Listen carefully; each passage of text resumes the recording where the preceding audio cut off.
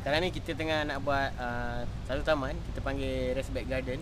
Tapi kita improvise sikit garden ni. Garden ni kita buat sistem dia ada self irrigation lah. Maknanya kita tak perlu siram setiap hari. Tujuan kami buat Respect Garden ni sebab motif utama adalah untuk memudahkan kerja. Sebab kita duduk di kolej, kita pelajar, kita tidak, memang bukan tugas hakiki kita untuk berkebun lah. Tapi kita sebagai khalifah di muka bumi ni, kita kena menyumbang sesuatu kepada bumi ni sendiri, which is tanam pokok supaya boleh membantu proses-proses semula jadi. Dan saya galakkan menggunakan sistem Respect Garden sebab kita ada sistem yang di mana kita akan clear daripada rumput. So pelajar tak perlu risau mengenai membersihkan rumput, rumpai-rumpai yang ada di kawasan tanaman. Dan self water irrigation ni juga membantu tugas-tugas student supaya tidak perlu sangat untuk sentiasa menyiram pokok lah. Jadi all in all kita hanya tanam dan kita tunggu haba saja.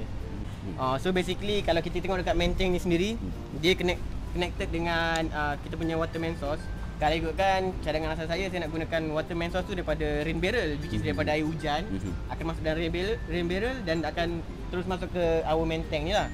Tapi mana kita sendiri tak ada rain barrel untuk takung air hujan, jadi kita gunakan air pipe lah, which is our main source, dan akan masuk dalam takungan air main tank lah. Dalam main tank ada saya tak tahu dipanggil apa, valve yang untuk dalam tandas tu, dia akan mati lah bila sampai satu water level yang kita set. So basically air yang kat sini akan sama level dengan air dalam kontainer dan akan distribute kepada 3 lagi kontainer lah. Tapi kalau kita tengok, ini sistem ni baru nak dijalankan. Tapi kalau macam mana kita nak tahu air ni sama level ke tak bila dah sampai kita letak tanah, betul? Jadi saya letak satu tanda aras kat sini. Dan tanda aras kat sini di mana water level akan samalah dengan di luar ni. Jadi which is sama level dengan air tu. Jadi kita hanya akan letakkan kita akan ada drop stick yang kita akan letak dan kita tengok ada air lah dalam tu. Maknanya sistem ni berfungsi lah. Dan kadang-kadang orang cakap kan kalau hujan air akan limpah, betul? Jadi akan tanah terlalu lembab. Jadi kita akan buat sistem air limpah lah. Di mana kalau sebagai contoh ada overflow water kan, kita akan buka lah. Maknanya masa benar kita memang air tu semua orang akan sama level dengan sini je. Sekarang ni kita masih dalam proses trial lagi, so kita nak tengok water level yang macam mana paling sesuai untuk tanaman kita lah.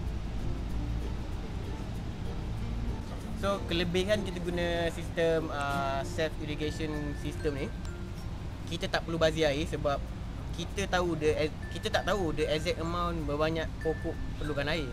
Pokok tu sendiri tahu. Jadi bila kita buat macam ni, lepas kita dah buat sistem macam ni, kita akan letak tanah dan kita akan tanam pokok-pokok di sekitar kawasan kontainer ni. Jadi bila pokok perlukan air, dia akan ambil sendiri. So basically sebenarnya tanah ni semua dah sentiasa lembab. Jadi kalau kita cakap proses kondensasi tu memang tetap akan berlaku lah. Cuma kalau kita menggunakan sistem ni berbanding sistem yang lain, sistem ni boleh dikata lebih efisien sebab air tu sentiasa berada di situ. Dan sekiranya air tu tersejak sekalipun, air yang daripada main tank akan top up. Tapi kalau kita gunakan sistem drip irrigation, dia hanya spesifik kepada certain plant lah. Which is kalau kita buat drip irrigation dekat pokok A je dapat, pokok B tak dapat. Tapi kalau kita buat sistem container ni, kita akan tanam pokok di sekeliling pokok-pokok ni, dan semua pokok akan fokus dia punya akar kepada container ni lah.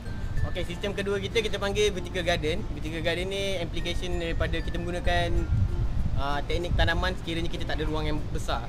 Macam di kolej kita tak ada banyak tanah, jadi kita perlukan ruang yang sedikit tapi kita perlu gunakan sebaik-baik. Jadi kat sini saya ada buat satu menggunakan bahan kita semula. Kita gunakan botol air desa, dan botol tu kita gunakan semula untuk buat tanaman ni lah. Jadi saya fokus kat sini, saya fokus lebih kepada sayur yang kita guna cili, kailan dengan juga ulam raja lah. So kalau ikutkan sistem ni, saya buat drip irrigation, tapi sumber air tu saya buat menggunakan kolam yang kami ciptakan kat sini. Kami buat sendiri semua. Kolam ni akan supply air melalui atas ni, tube-tube yang kita telah salurkan ke sini, dan akan masuk ke mini tube dalam ni lah.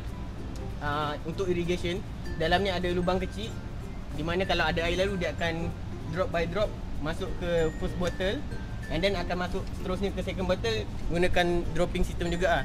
Ini lebih kepada drip irrigation system lah. Dan air yang paling bawah sekali akan masuk ke pipe paling bawah ni, dan pipe ni pula akan masuk semula ke kolam.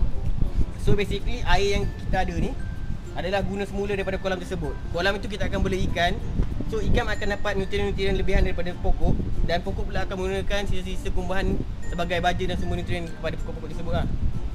So kalau ikutkan secara semula jadinya, sistem kita ni lebih kepada sustainable dan juga penggunaan sehabis baik lah, recycle. Ini kita panggil self irrigation vertical garden.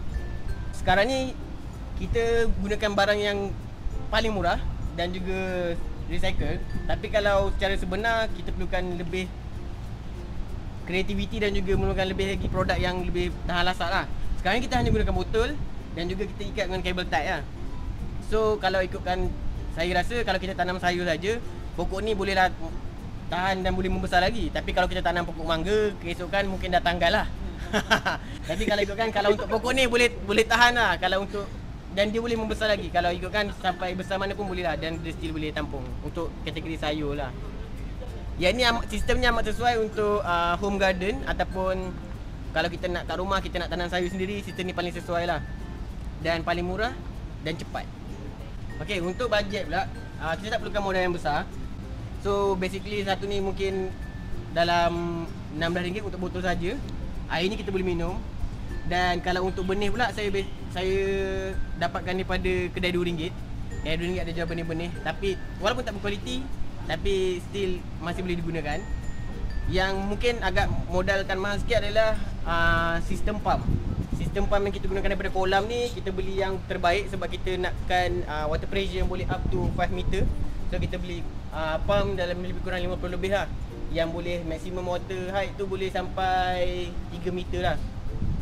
Dan tube-tube yang ni tak berapa mahal, mungkin dalam RM7.50 semeter. Dan untuk pipe PVC pula, untuk 20 kaki RM14. So itu yang paling mahal. Kalau yang paling murah RM7 untuk 20 kaki. Saya tak perlukan dalam 20 kaki pun. Yang ni lebih kurang dalam 10 kaki. So bajet-bajet dalam RM4.50. So all in all bawah 100 lah untuk semua bajet ni lah. Sangat cost efficient. Okay, untuk raised bed garden pula, untuk raised bed garden, saya gunakan lebih-lebihan pipe PVC tu saya gunakan untuk buat sambungan ni. Untuk kontainer saya beli di kedai RM2, setiap satu RM2 termasuk dalam main tank. So untuk papan pula, kami recycle daripada lebih-lebihan barang bungkusan daripada college. So daripada kita lupuskan begitu saja, kita akan guna semula, which is kita buat kepung untuk raised bed garden. So secara rata-rata untuk bahagian raised bed garden saja ni mungkin bawah daripada RM30 lah.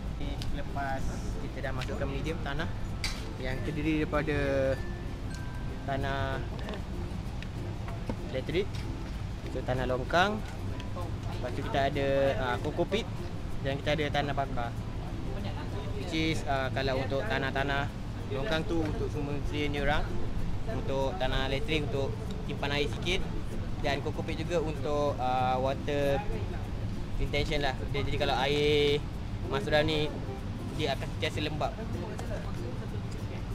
Okay, untuk idea pembentukan eco garden ni sebenarnya idea di kalangan pembantu fellow, tapi idea asalnya mungkin daripada pelajar-pelajar itu sendiri, tapi mungkin diorang belum ada inisiatif ataupun ada masa untuk melakukan kerja-kerja macam ni. Jadi pembantu fellow mengambil tugasan utama untuk lead tugasan ni lah. Tapi secara overall tugasan ni telah dibentuk oleh pembantu fellow sendiri, fellow-fellow dan juga pelajar-pelajar MKP, termasuk penghuni-penghuni KTSM sendiri lah. Saya merasakan sistem ini ialah satu perkembangan kepada inovasi yang sedia ada. Namun ini satu keberanian kerana di Kolej Kediaman Tun Syed Nasir berani menggunakan sistem ini, dan saya rasa amat berbangga lah mempunyai rakan-rakan persekutuan seperti ini, seperti abang di sana dan di sana. Terima kasih. Baik je lah. Itu je. Terima kasih. Bagus. Dia boleh digunakan untuk mempromosikan TSN supaya benda ni ada orang teruskan dan ada pelapis untuk teruskan benda ni. Dan paling penting, terima kasih untuk semua yang terlibat. Itu saja.